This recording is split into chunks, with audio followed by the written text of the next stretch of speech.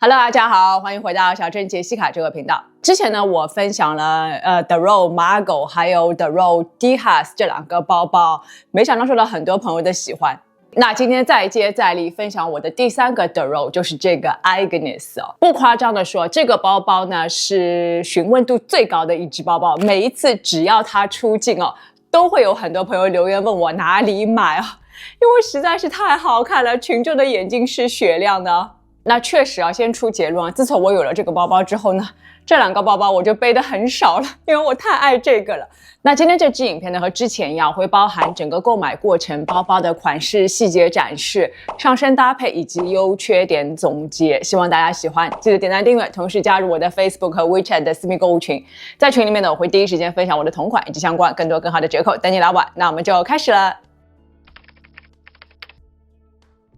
那买这个包包呢，其实还蛮凑巧的。当时呢，我就去附近的 The Row 专卖店随便瞎逛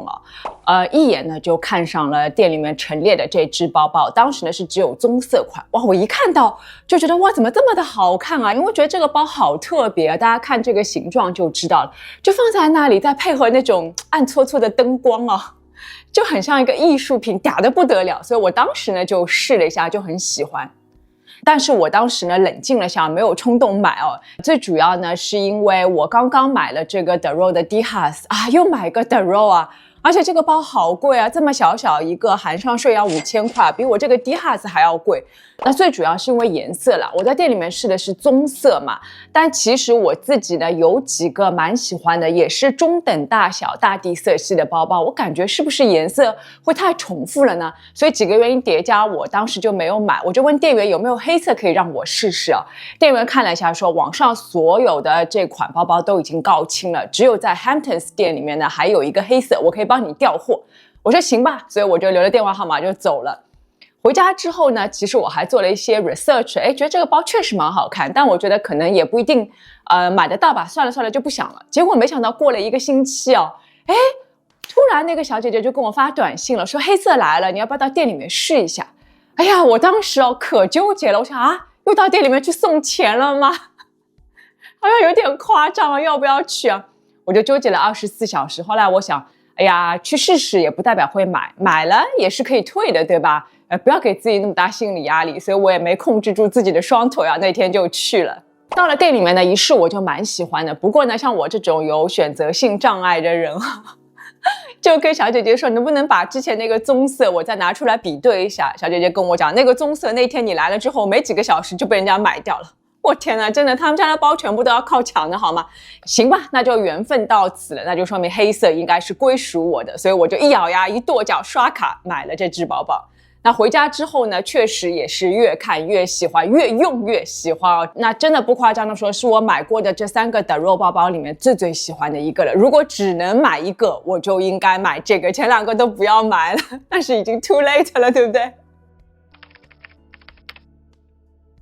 那我们就来仔细看一下这个包包的细节吧。一如既往啊，浑身基本上看不到 logo 啊，只有在这个底部很小的地方有一个 The Row 的 logo 啊，连我自己有的时候都看不太出来啊，可见它有多么的低调。那这个包包呢，大家第一眼肯定会被这个褶皱给吸引住啊，但其实吧，这个包型本身呢也没有特别大的创新点，就是一个保龄球包。其实保龄球包也不是什么新鲜的事啊，但是随着复古风潮的回归啊，这2年呢，保龄球包呢又迅速回到了时尚舞台的中心。不过呢，常见的保龄球包包都是结构感比较强、比较硬挺的。大家可以看一下我自己的这个保龄球包包，是10多年前的一个 Burberry， 你看它就是比较硬挺的款式，跟我这个 The Row 一比较就能够看出来了吧。那现在看来呢，这个 Burberry 的保龄球包就是比较硬邦邦、比较男性化，而 The Row 这个呢就相对更加的女性化一点了，对不对？那 The Row 这个包包呢，最大的特点就是下面是做的软塌塌的，形成弯曲的线条，就很像女性曼妙的身材，对吧？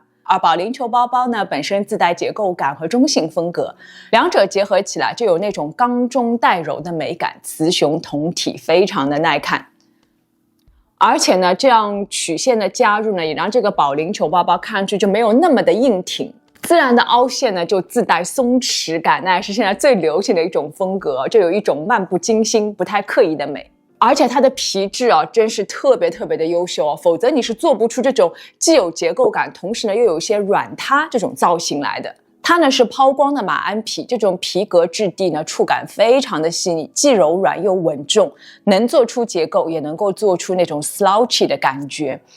这种皮呢，随着使用时间的流逝啊，慢慢会变得越来越有韵味的。那这里呢，我顺便也把这个 Agnes 的皮质和之前2个的皮质做一个比较，大家呢会感受更加深一点。我们先来跟著名的 Margot 来做一个比较，就会看到 Agnes 呢跟它比，明显就会发现 Agnes 的皮会更加细腻一点，而且呢也是有那种淡淡的光泽感。但是呢 Margot 这个皮质呢，你看就是比较偏哑光的，就没什么光泽感，而且呢它的纹理感非常的强，因为它毕竟是个大包嘛，大包的话呢就比较耐造一点，你出差旅行呗也不太容易刮花。但是相比之下呢 Agnes 这款，你看它的皮质呢就是感觉肯定要比这款Margot 的皮质呢要更加娇嫩一点。那我们跟 DHAS 这个来比一下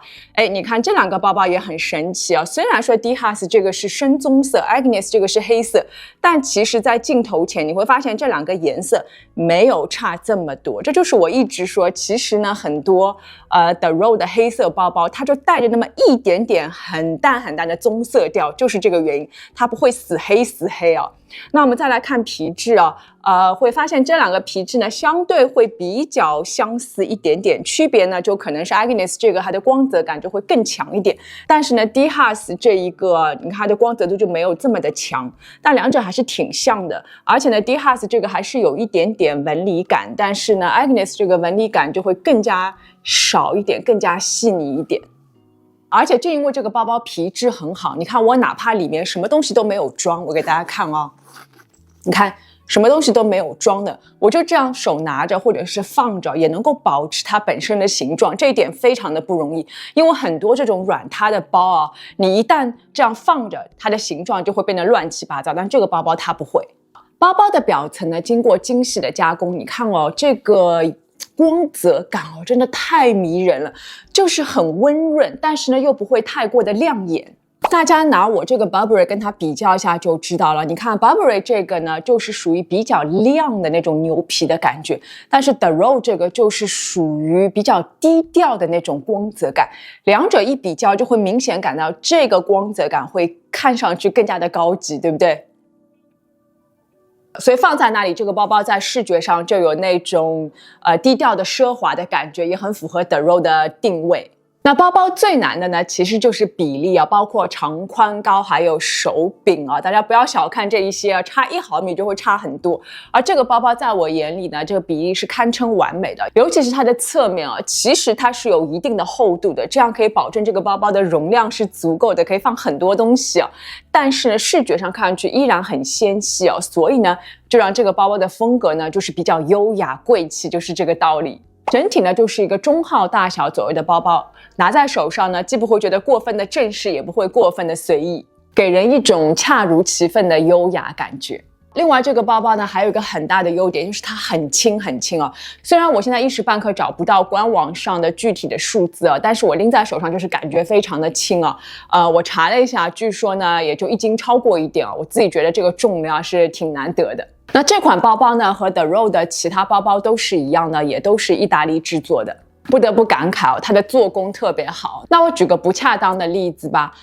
有的时候我会刷小红书来看看大家现在在关心什么样的时尚话题嘛，就会经常被推送 The Row 的仿品，其中的重灾区呢，就是这2个，包括 Margot 和这个 DHAS。但是这个 Agnes 我从来没有被推送到过，我感觉可能是因为它太难做了，要么呢就是工艺太复杂仿不出来，要么呢就是仿出来它的成本太高了不划算。所以从这个意义上来讲，感觉这个包包确实是物有所值的。那它搭配的呢也是银色的项链，这一点呢我也很喜欢，因为我以前的包包大部分都是黑金配嘛，所以每次看到这种黑银配就很激动。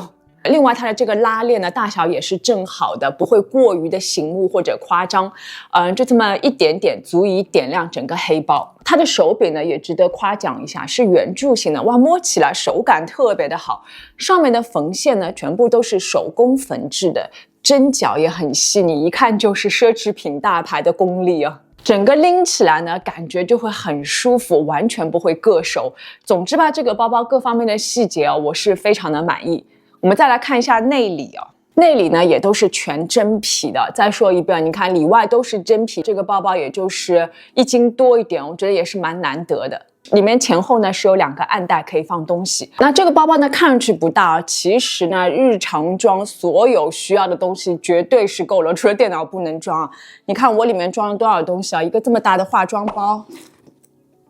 一个 iPhone 16 Pro Max， 一个相机，还有票夹，都绰绰有余啊，感觉里面还可以放一个 Kindle。那日常呢，其实我经常这个拉链就不拉的，就这样把它散开也蛮好看的。这个包包呢是没有肩带的，只能够手拎哦，所以就有那种独一份的优雅从容的气质。另外这个包包你看它是比较柔软的嘛，而且这里是有一些弯曲度的，所以你这样拎着的时候呢是不会硬邦邦的顶着自己身体的，舒适感100分啊。它不会像我之前这个 Burberry 古早的保龄球包就是比较硬的嘛，其实有的时候会顶在身体上，并不是那么舒服的。那另外我还买了一个流苏的包挂和它配在一起啊，因为这个包包有可能担心呢冬天背的时候会太黑了，因为冬天很多时候都会穿黑衣服嘛。那这个小小的包挂呢也能够起到画龙点睛的效果，尤其是这个银色的吊坠和这个银色拉链呢也是匹配度满分的。不过这个已经告罄了，大家很能买啊，上次跟大家推荐了之后就1秒告罄了。如果他们补货的话呢，我也会第一时间通知大家的。都看到这里了，如果还没有关注小珍杰西卡的朋友呢，记得动动手指，打开小铃铛关注我，就可以看到我随时的更新了。也记得加入我的 Facebook 和 WeChat 的私密购物群，在群里面呢，我会第一时间分享我的同款以及相关更多更好的折扣等你来玩。那我们就接着往下说。那第3个部分呢，就是上身搭配了。这个包包真的太容易搭配了，从冬天到夏天，从正装到休闲装，就没有它配不上去的。我最爱的就是黑白配，加上黑色皮手套，气场十足。这款包包呢，增加了恰到好处的优雅和女性的柔美气质，不会显得过于咄咄逼人。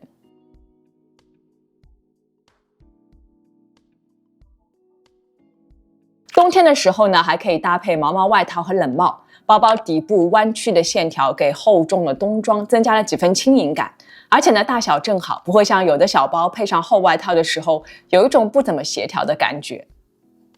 春秋天还可以搭配各种西装，包括黑色西装和黑色裤子，也可以搭配格纹西装，复古气质拉满。搭配针织衫和黑裤子，这一身呢比较适合通勤，包包也有足够的正式感，直接去上班也是 OK 的。还可以搭配针织衫牛仔裤，相对比较休闲的一身穿搭。加上这个包包之后呢，顿时变得精致了不少。夏天时还可以搭配小黑裙，包包本身不会太大，哪怕一身黑也不会沉闷，用大手镯、项链和包挂增加亮点。搭配稍微亮色一点的衣服也可以啊，比如说浅蓝色的针织衫就不错。